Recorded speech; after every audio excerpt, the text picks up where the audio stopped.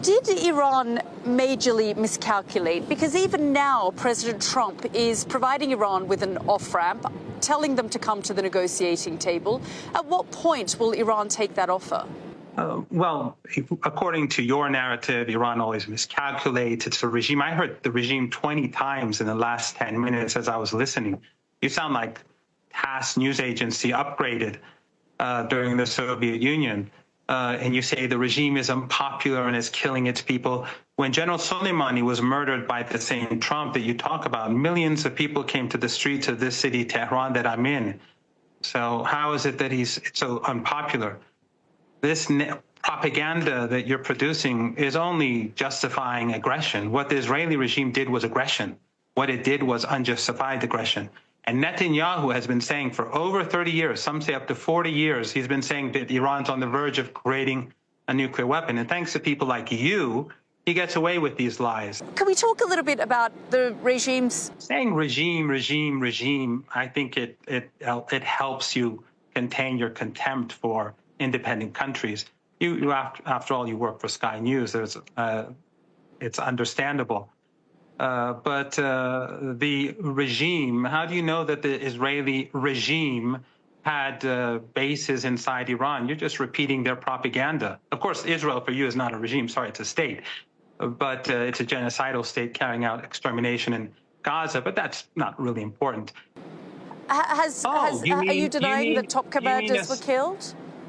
Oh, so you mean what you're referring to basically is an attack, an act of aggression, that they suddenly fire missiles at civilian targets at apartment buildings and slaughter people in those apartment buildings, slaughtering whole families. For you, that's targeting. That's a really sophisticated act. One of the buildings that had some of these commanders, one or two of these commanders, was a large apartment building where they killed everyone. 60 people, 20 children. That's not important for people like you, but that's important for people like us.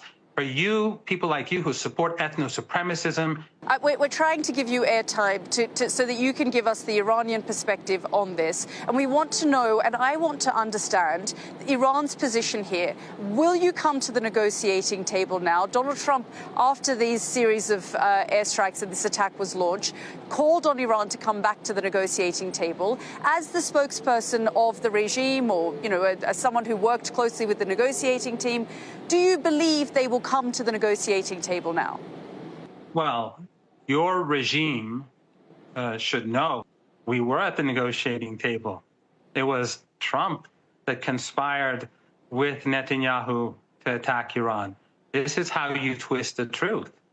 You shouldn't invite me because you're easily exposed. Iran was negotiating. Initially, Trump had one position, and so did Witkoff. And then they flipped and said no enrichment. And then they continued the negotiations. And the night before the attack, Trump said that we don't want war. And then after the attack, he said, we're all for it. And you're saying Iran? Is Iran going to come back to the negotiating table? The audacity. Come on. Show at least a bit of integrity. A bit of integrity will help. Okay.